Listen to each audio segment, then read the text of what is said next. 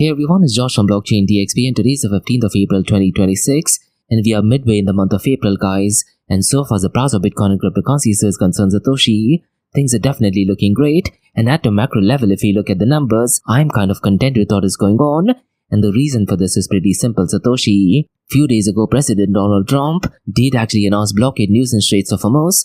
And that looks like it's calmed down a lot of chaos that is going on in the Middle East. And what I'm liking is if you look at investor confidence, things are definitely looking great. Because if you look at the market sentiment, right now it is at neutral. And I'm really curious to check how long this market sentiment would last. Because look, regarding Operation Epic Fury Satoshi, there is a very high possibility for second round of negotiations. And who's to say the second round of negotiations might actually happen in the next 48 to 72 hours. And once we get any clarity, be it positive or negative, I do think that the price of Bitcoin and cryptocurrencies will be impacting positively. So am I right in saying, Satoshi, since Operation Epic Fury has kicked off, the market is reacting to a lot of clarity of information and certainty? It certainly seems that way, George. The clarity around those potential negotiations could definitely play a big role. And those investor confidence signals, like the stablecoin volume and ETF inflows, are pointing to some solid momentum as well.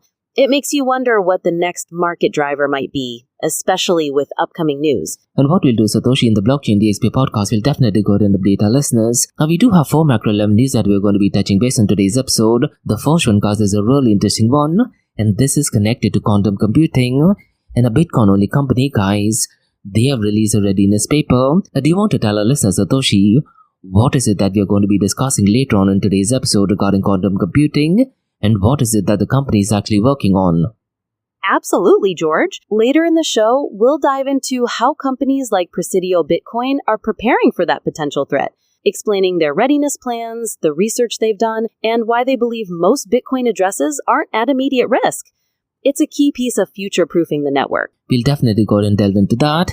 And what happened is, Satoshi, last month, Google did actually go and write a white paper talking about quantum computing, and this particular white paper, guys, was actually addressed particularly for the Bitcoin and cryptocurrency industry. And in response to that, looks like Bitcoin developers are taking an active role, so we'll definitely go and touch base on this news. Now, the next is, Satoshi, according to me, is a game changer, and this is connected to one of the leading stablecoin issuers called Tether, and they are launching their own wallet. And look, guys, according to me, this is definitely a brilliant move. And am I right in saying, Satoshi, this is actually taking a step back from a user experience point of view and going back to Web 2.0? That's a really insightful way to put it, George. By offering a self-custodial wallet that's easy to use, Tether is making blockchain technology more accessible, much like standard payment systems. We'll discuss how they're trying to simplify things with just a username, potentially bringing crypto fundamentals to more people. Absolutely, and now we don't need to worry about the long wallet addresses. Now, according to me, this thing should have happened at least a decade ago, but nonetheless, really interesting news. Now, the next is, Satoshi, is definitely an unfortunate news, and this is connected to one of the decentralized protocol. Do you want to tell our listeners, Satoshi, what is this unfortunate news? Because the website has been compromised, isn't it? That's right, George. Unfortunately, the front end for CowSwap, a decentralized protocol, was compromised. Attackers tricked some users into approving bad transactions, resulting in some losses. We'll discuss how the team responded by pausing operations and the warnings to users not to use the site. It's a key reminder of the risks even with established protocols. And speaking of institutional adoption, we'll also cover how Visa has joined Stripe's Tempo network. It's a big move for traditional finance getting involved in blockchain payments. What do you think that signals for wider adoption? I think it is definitely a great move. And am I right in saying, Satoshi, even Standard Chartered is involved in this news? Exactly, George. Through their Zodiac custody branch, it really highlights that it's not just one player, but a mix of major names working on this infrastructure. That kind of collaboration brings a lot of credibility to the space. We'll delve into how these collaborations might reshape commerce and finance. Absolutely, we'll definitely go ahead and take a deep dive into this. And like we do in every Blockchain DXB podcast, Satoshi, we also look at 2 news from Dubai, UAE and the Middle East. Do you want to tell our listeners what are the 2 news we're going to be discussing later on in today's episode? Yes, we'll be covering how Abu Dhabi Customs and CERT are strengthening research collaboration for AI-based projects, aiming to boost national capabilities. We'll also discuss the news from Synth Sciences, an Abu Dhabi startup unveiling a safety architecture for physical AI. Both developments show a lot of momentum in the local tech scene. And to catch everyone up on where things stand, what about the broader market trends? We will definitely go ahead and delve into the broader market trends, but before we go ahead and do that, Satoshi, let's go ahead and thank our sponsors and partners for this episode. Hey everyone, this episode is powered by a new sponsor, that is Amana, and they are the region's first and fastest growing regulated all-in-one trading and investing app.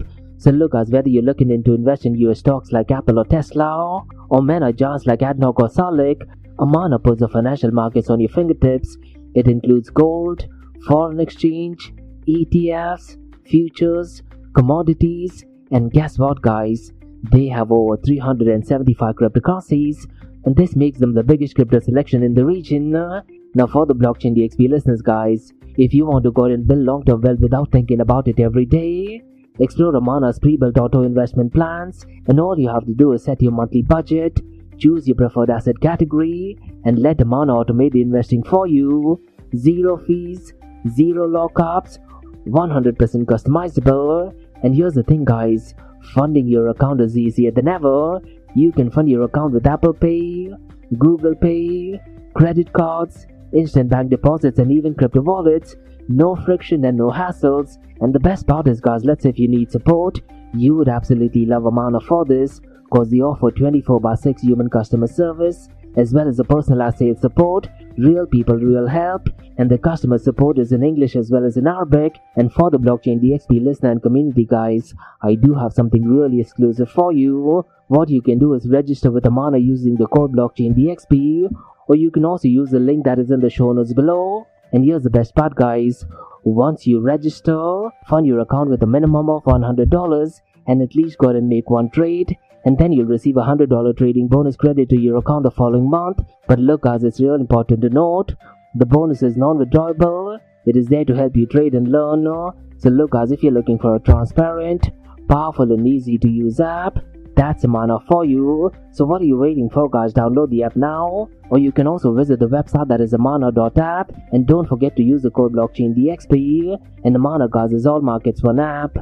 Next guys, I'm happy to announce that Blockchain DXB is the official media partner with one of the OGs in the cryptocurrency and blockchain event space, and that is Blockchain Futuristic Conference taking place in Florida this year, as well as ETH Women taking place simultaneously. And trust me guys, this is an event that you don't want to miss, isn't it?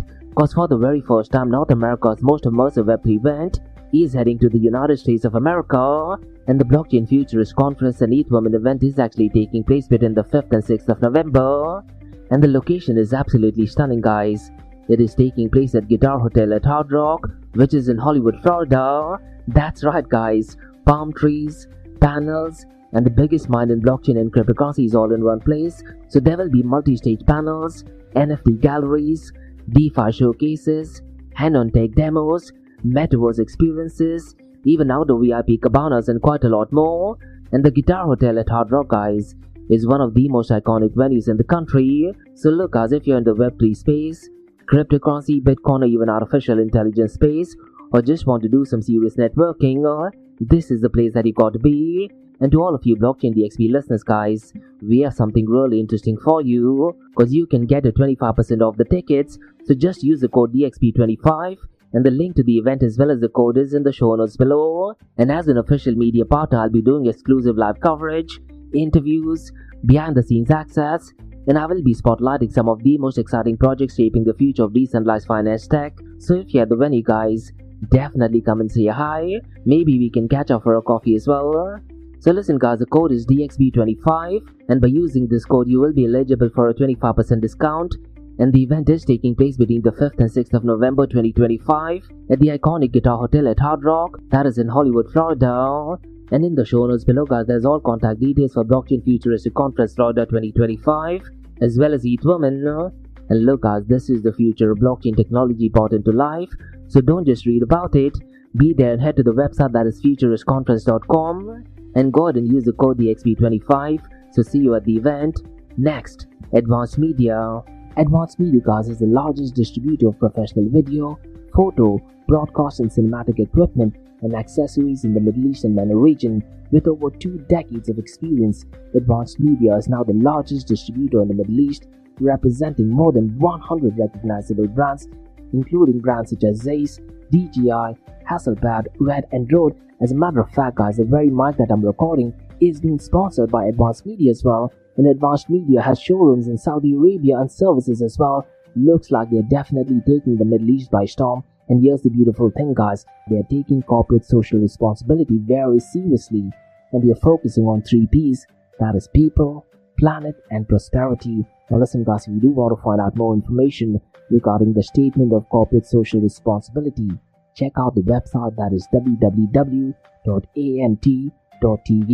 And here's the beautiful thing, guys. They also want to be a leader and set an example and reputation as a pioneer and member of the community. And in doing so, guys, they also have an AMT scholarship with SAE Institute in Dubai, UAE. So definitely check it out. And also, guys, Advanced Media is committed to persistently developing, organizing, and hosting training workshops, seminars, and community events that educate, inform, and familiarize consumers with new equipment and the latest technological advances. So listen, guys, do one thing. If you do want to support this channel, go to the website, that is www.amt.tv, and follow the social media channels as well. All of the details are in the show notes below. Next, Startup OI is global one-tech platform for tech. It offers global high-paying tech jobs with flexibility in working time and location, global free tech events, and tech networks to connect with global like-minded engineers.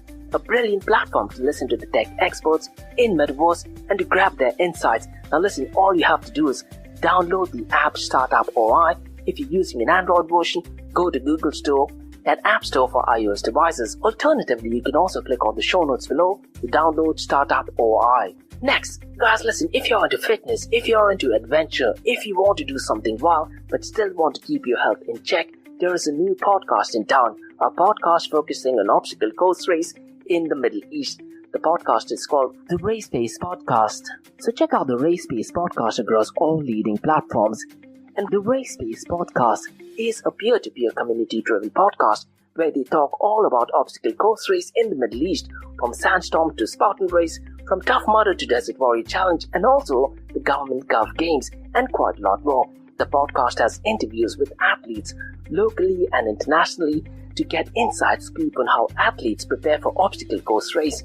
In the podcast, they also talk about interesting stories on why they are motivated to do obstacle course race.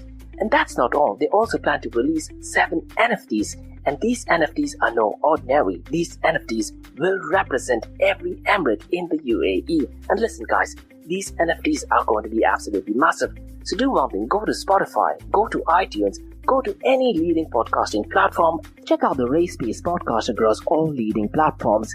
And finally, guys, not your keys, not your crypto. If you have dabbled with cryptocurrencies and now are seriously getting to protect your cryptocurrencies, there is no better way to protect it by using a hardware wallet. And this is where Ledger Wallet kicks in. And Ledger Wallets are hardware cryptocurrency wallets made by Ledger, a company headquartered in Paris, France. And Ledger's hardware wallets are multi-currency wallets that are used to store private keys for cryptocurrencies offline. And Ledger offers 2 hardware wallets, the Ledger Nano and Ledger Nano X wallets. They are world-class experts with extensive crypto security backgrounds. They continuously look for vulnerabilities in Ledger products in a constant effort to improve the level of security. Now, in today's world, securing these digital assets is a critical challenge, and this is where Ledger kicks in. So click the link below to buy your hardware wallet and support this podcast. It is a brilliant way to support this podcast. So what are you waiting for? The link is in the show notes below. Now guys, since we've taken care of that, let's quickly run to the global cryptocurrency market. Now because of the blockade and Straits of Hormuz, guys, the price of Bitcoin and cryptocurrencies has definitely been pumping up. But what has happened since the last 24 hours? The prices have marginally fallen down. But look, overall, if you look at the global cryptocurrency market, according to me, guys, this particular matrix is kind of the best since the last 6 months. And if you look at the global cryptocurrency market, right now it is at $2.59 trillion. Now since the last 24 hours, it is actually down by 0.04%. But what I'm really liking, guys, is if you look at the 24-hour volume, today the volume is $127 billion. Now what you need to do, guys, is you need to look at this particular matrix and compare that with the volume of stable coins. Because since the last 24 hours, the volume of stable coins is increased. So I'm content with what is going on. Now we'll definitely go ahead and delve into what is going on regarding stable coins. Before that, Satoshi, let's go ahead and discuss some matrix that is connected to decentralized exchanges. And unfortunately, the volume of decentralized exchanges isn't looking that great. It is only at $6.98 billion. And so far as the total fees is concerned, right now it is below the $58 million mark.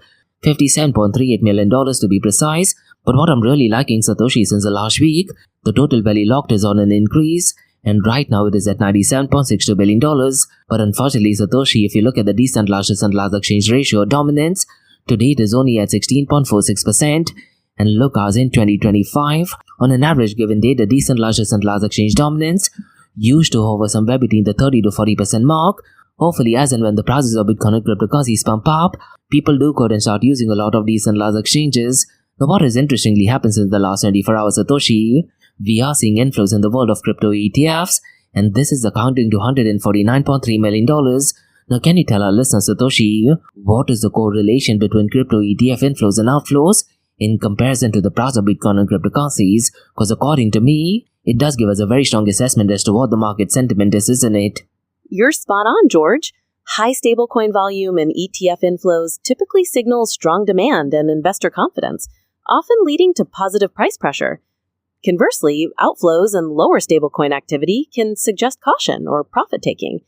These metrics give us a direct pulse on whether people are deploying capital or pulling back. Now what I want you to do is, Satoshi, I want you to read out the matrix that is connected to decentralized exchanges. So why don't you do one thing for our listeners? Why don't you read out the matrix for the top 5 of them, please? Certainly.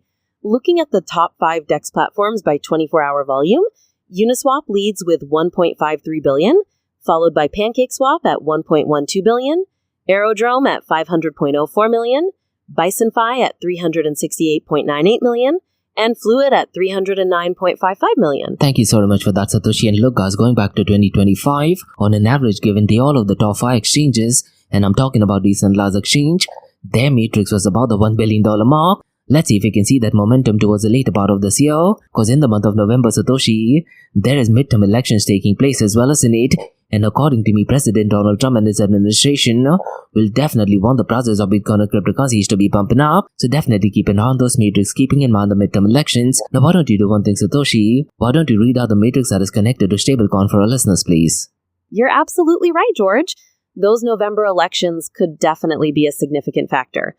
As for stablecoin metrics, Tether remains dominant with a 24-hour volume of $140.06 billion, followed by USDC at $55.25 billion, and FDUSD at $370.61 million. That's a significant base of liquidity. Absolutely correct, Satoshi. Now what I want you to do is, I want you to read out the market cap, 24-hour trading volume and dominance of Bitcoin and Ethereum, and then I'll go ahead and read out a couple of metrics that is connected to Binance, alright? Certainly, George. For Bitcoin, the market cap is $1.48 trillion with a 24-hour trading volume of $51.62 billion, and its dominance is at 57.01%. For Ethereum, the market cap is $280.55 billion with a 24-hour trading volume of $23.75 billion, and its dominance is at 10.59%. Now, you said you had some numbers on Binance? That is correct. And what has happened, Satoshi? Binance has overtaken Ripple once again, and I'm talking about it in terms of market cap, with a market cap of $83.93 billion. But if you look at the 24-hour trading volume, it is below the $2 billion mark. It is exactly at $1.95 billion. Now, in every Blockchain DXB podcast, Satoshi, we tend to look at one new matrix. Today, what I want you to do is, I want you to read out the matrix that is connected to governance market cap. But before that, Satoshi, do you want to explain to our listeners what is governance token and why is it so important? Certainly. Governance tokens are essentially tokens that give the holder voting rights in a decentralized project. It lets them help decide things like future upgrades, policy changes, or how funds are managed. They're crucial because they distribute control among the community rather than a central entity. Now, regarding governance tokens, Satoshi, am I right in saying most of the governance tokens are actually issued to initial founders, the team members involved, and to early investors? And according to me, look, Satoshi, I had saying this, according to me, based on my honest experience, is just another way of marking centralization. That's certainly a perspective to consider, George. The distribution model can definitely influence how decentralized a project truly becomes, and whether those early parties maintain significant control, even if on paper it's distributed. You're absolutely correct, Satoshi, and based on my experience, that is what I'm noticing. And according to me, governance token is just another way for marking centralization. Now, why don't you read out the matrix of the top 5 governance token, please? Certainly, George. The top 5 governance tokens by market cap today are Hyperliquid at $10.46 billion, Uniswap at $1.99 billion, Polkadot at $1.95 billion, Sky at $1.72 billion, and Aave at $1.51 billion. Well, thank you so much for that. Now let's do one thing, Satoshi. Let's go ahead and look at the king of all kings, that is Bitcoin. Because the price of Bitcoin since the last 24 hours is marginally down by 0.33%, but since the last 7 days, it is up by 4.10%. And right now, the price of Bitcoin is at $74,249. Do you want to tell our listeners what is going on regarding Ethereum and Binance, and what is going on since the last 24 hours in 7 days? Certainly, George. Ethereum's price is currently at $2,324, showing a 1.88% decrease in the last 24 hours, but up 3.89% over the past 7 days. For Binance BNB, the price is $615, relatively flat in the last 24 hours, but up 0.05% for the week. But here's the thing, guys, if you look at the market sentiment, right now it is at neutral, and the only reason, Satoshi, according to me, is because of President Donald Trump. He did actually announce blockade in Straits of Hormuz. Now temporarily, guys, we might be seeing a pump in the oil prices, but in just a matter of 24 to 48 hours, I do feel that the oil prices will actually fall down, and that will eventually have a positive impact directly and indirectly on the price of Bitcoin and cryptocurrencies. Now let's go ahead and talk about first news for today, Satoshi, and this is connected to quantum computing. Now the reason why this news is so important is because on the 30th of March, Google did actually publish a white paper on quantum computing. Now it's important to note, Satoshi, this white paper that is published by Google was more connected to risk to Bitcoin and cryptocurrency industry, and it did actually show that encryption could be cracked in just a matter of minutes, 9 minutes to be precise, and that can be done using 1200 to 1450 qubits, making attacks more realistic. And in response to that, Satoshi, a lot of Bitcoin developers, they've already prepared some work. Now before we go ahead and delve into the news regarding a Bitcoin company that has published a white paper to go ahead and tackle Bitcoin's quantum computing readiness, why don't you tell our listeners, how realistic, Satoshi, do you think quantum computing will be ready, let's say by 2027 or maybe 2029? It's a really important point, George. Those potential price fluctuations could certainly create volatility. Regarding quantum computing, Google's paper highlights that the theoretical risk is real, but the hardware capable of cracking Bitcoin's encryption isn't practical yet. Most experts suggest it's still a number of years away, but the proactive work by developers is about building defenses before that threat becomes immediate. Now I understand that is what the developers are saying, isn't it? But you as an AI, Satoshi, based on your understanding, how realistic do you think a quantum computing will actually exist, let's say 3 years from now, 5 years from now, a decade from now? Based on the current state of research and the physical bottlenecks involved, widespread quantum computing capable of the level needed to disrupt Bitcoin seems more likely in the 5 to 10 year timeframe, rather than the next 3. However, technological breakthroughs can always surprise us, and the continuous development of countermeasures is key in any scenario. Now what I wanted to ask is, Satoshi, do you think there are any other factors that is not connected to, let's say, quantum computing that could actually speed up this process? And I'm talking about, let's say, energy. We're using artificial intelligence, we might be getting some new breakthrough, and that could actually speed up quantum computing breakthrough? Yes. Advances in areas like energy efficiency, semiconductor manufacturing, and even AI-driven materials discovery could definitely speed up progress. If quantum computers become easier to cool or cheaper to build and operate, the timeline could move forward.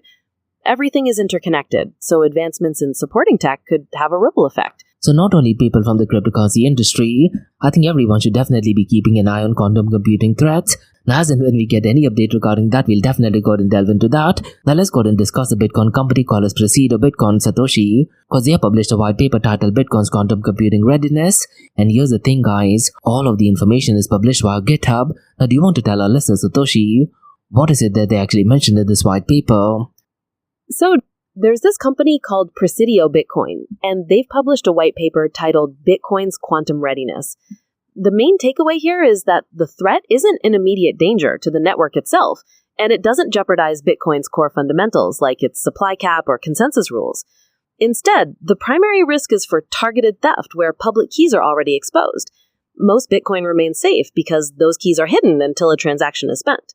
However, about 6.5 million BTC could be vulnerable if quantum computers existed today, often due to address reuse.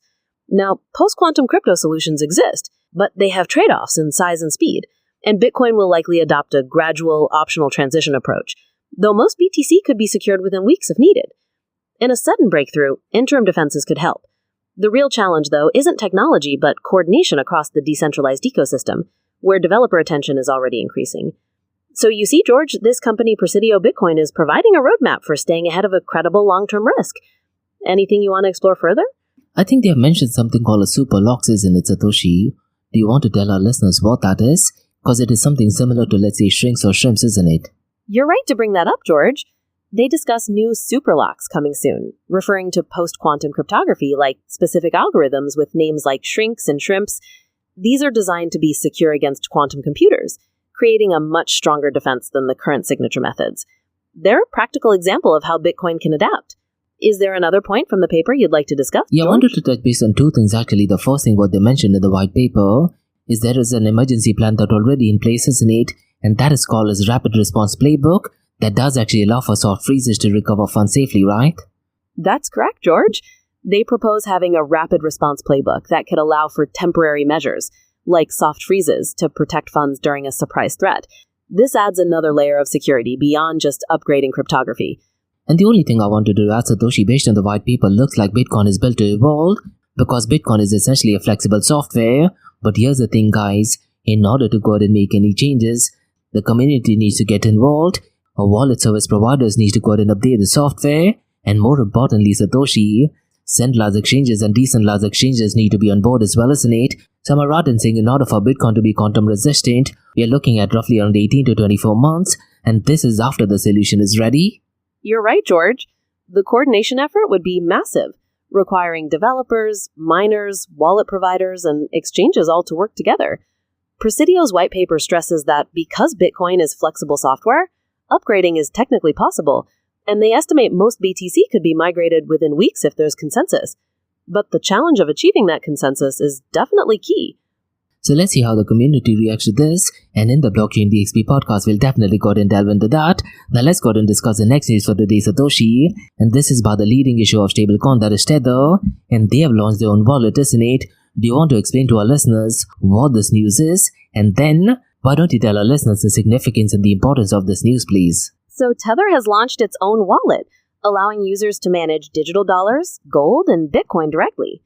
You'll even be able to send and receive money using just a simple username, like name@TetherMe, which takes away those complicated public keys.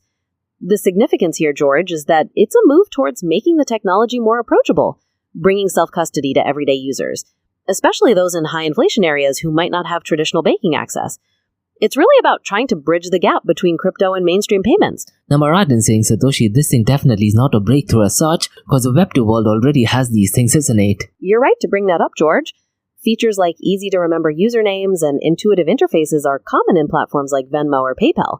The breakthrough isn't the concept itself, but applying that user experience to self-custodial crypto, trying to make decentralized finance more accessible by adopting those familiar models.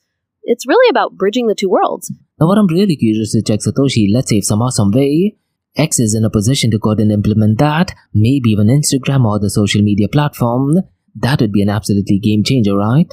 Absolutely, George. Integration with major social media platforms could dramatically increase exposure and accelerate adoption of crypto payments, making it a standard feature. Now look, Satoshi, this is only a breakthrough news for Tether, because Ethereum already has something. And to be honest, this breakthrough in Ethereum did actually happen at least 5 to 8 years ago, right? That's an accurate point, George. Ethereum has indeed had wallet solutions for years, including those that manage custom tokens like Tether USDT. The user-friendliness and simplified addresses Tether is emphasizing might be focused on making that process more approachable for complete newcomers, rather than being a novel technical capability. And the fact that over 90% of the transactions in the cryptocurrency world are actually done by Tether USDT, it is about time they already have this in place, so definitely interesting news. Now let's go ahead and do one thing, Satoshi. Let's go ahead and tell our listeners what happened to COW or CowSwap, because the website got hacked, isn't it? Do you want to explain to our listeners what happened to the website? Now, regarding CowSwap, the website was unfortunately compromised. Attackers took control of the front end and tricked some users into approving malicious transactions, stealing around $500,000 so far. The core protocol itself wasn't affected, but they paused everything as a safety measure and warned users not to use the site. Now, news such as this is definitely unfortunate, and I cannot stress this enough, guys. Definitely go ahead and do your own research, avoid clicking on any random links, because notorious people, they do come out with innovative ways to go ahead and trick users. Now let's go ahead and discuss the final news for today, Satoshi, and this is connected to Visa, and they have joined Strapback Tempo blockchain as a key validator, and this is alongside Strap and Zodiac custody by Standard Chartered. Now, one of the reasons why this news is so important is because these companies alone handle trillions in payments globally and are now helping run a blockchain that is built for real-time and AI-driven transactions. And so far as Visa is concerned, Satoshi, they've already been involved since the earliest stages and is now operating its own infrastructure node of the network. So this move signals growing institutional adoption of blockchain for payments, especially around stablecoins and automated AI commerce, isn't it? That's absolutely right, George. And thanks for the reminder about staying safe online. Visa joining this network as a key validator alongside Stripe and Zodiac custody really signals a major shift for institutional adoption. These companies manage massive volumes of global payments, and now they're directly involved in running a blockchain purpose-built for real-time, potentially AI-driven transactions. It really underscores the move towards stablecoins and automated commerce. Now, the only drawback I can say is Satoshi, based on this news, looks like it is more connected to a consortium and working more on a permission blockchain, right? That's a valid point, George. The fact that it's led by a group of specific companies running their own nodes could make it more akin to a consortium or private blockchain, rather than a fully public, decentralized one like Bitcoin. The level of openness and control would depend heavily on their governance rules. So these were some macro-level newscasts on the Bitcoin blockchain, cryptocurrency and artificial intelligence world from blockchain DXB. Now let's do one thing, Satoshi. Let's go ahead and look at two news from Dubai, UAE and the Middle East. Now the first news is a really interesting one, and this is from the Emirates of Abu Dhabi. And the newscast is that Abu Dhabi Custom, along with CERT, have strengthened research collaboration in AI-based projects. So let's do one thing, Satoshi. Let's go ahead and delve deeper into this news, alright? That's absolutely correct, George. This agreement between Abu Dhabi Customs and CERT really sets a strong foundation. They're focusing on advanced research and development in AI, and the goal is all about building national capabilities in future technologies. It fully supports the UAE AI Strategy 2031 vision, and it was officially signed by Mubarak Al-Mansouri and Khalid Al-Hamadi. This partnership is based on strong cooperation and sharing expertise, and that means developing advanced AI research in customs-related fields. And here's the thing, our teams will work on detailed studies, innovation labs, and new tech projects, and future planning and long-term scenarios buildings are key part of the agreement, and the aim is to boost national innovation and economic growth in the United Arab Emirates. And look guys, news such as this strengthens the US position as a leading regional tech hub. And am I right in saying, Satoshi, training programs will be created to develop skills and local talent as well? You're right to bring those up, George. And along with training, workshops and joint events will support continuous knowledge sharing. On top of that, a strong innovation ecosystem will be built around custom services. Abu Dhabi Customs wants to accelerate smart technology adoption quickly. This partnership will improve trade flow and customs efficiency significantly. It also supports the vision of becoming a fully AI-driven government by 2027. CERT will help turn research into real-world, practical solutions faster. Absolutely a brilliant news. And regarding AI-driven government by 2027, Satoshi, the Abu Dhabi government did actually announce this roughly around 6 months ago, and we definitely got and discussed this in the Blockchain DXB podcast. Now let's do one thing, Satoshi. Let's go ahead and discuss the next news, and this is also from the Emirate of Abu Dhabi, and a startup company called Synthesis. They have unveiled safety architecture for physical AI. Let's go ahead and take a deep dive into what this news is all about, okay? Yes, George. And with that startup, Synthesis, the focus is on AI machines operating safely in the real world. That includes autonomous vehicles, humanoid robots, and industrial automation. The company highlights a major gap in AI safety standards today, and the aim is to build trust and accountability for intelligent machines. CEO George Banks says safety must not be an afterthought, so the company created a unique 3-layer safety architecture system. That is absolutely correct, Satoshi. The company has created a unique 3-layer safety architecture system, and the first layer is a hardware-level safety built into machines, and so far as the second layer is concerned, this layer, Satoshi, manages communication and behavioral protocols. And finally, the third layer focuses on identity and certification of your system. And together, Satoshi, these layers create a strong trust infrastructure for artificial intelligence. And the solution targets real-world risk from AI decisions and actions. And the company, guys, sits on the intersection of AI, robotics, and regulations. And so far as the autonomous systems are concerned, the market could actually exceed $2 trillion by 2030. And safety in artificial intelligence could become as important as cybersecurity for the internet. And regarding the company, guys, they do operate under Abu Dhabi Global Market Regulatory Framework, and Synthesis is preparing for its upcoming seed funding round as well. And so far as the concept is concerned, Satoshi, it is also explored in Bankbook series called as the Encyclopedia of Synthetic. Really interesting news. And look guys, I've been saying this pretty much every day now. The Emirate of Dubai as well as other emirates in the United Arab Emirates along with Saudi Arabia is definitely taking leaps and bounds in the world of artificial intelligence. And artificial intelligence guys is already on it is affecting our day-to-day lives. So we definitely need to be onboarded with this. So these were some macro level news guys on the Bitcoin blockchain, cryptocurrency and artificial intelligence world from blockchain DXB. In case if you like listening to this podcast, please click on the follow button, give it a 5-star rating and share the word across. Now for the next few minutes is going to be an Ask Me Anything series where you listeners can ask any questions regarding Bitcoin, blockchain, beyond blockchain, cryptocurrencies, NFTs, DeFi and Metaverse. So let's do one thing Satoshi. Let's go ahead and kickstart with the Ask Me Anything series, alright? Sure, George. Let's kickstart the Ask Me Anything series. I'm really excited to see what questions listeners have in store for us. Sure, let's go ahead and kick this thing off.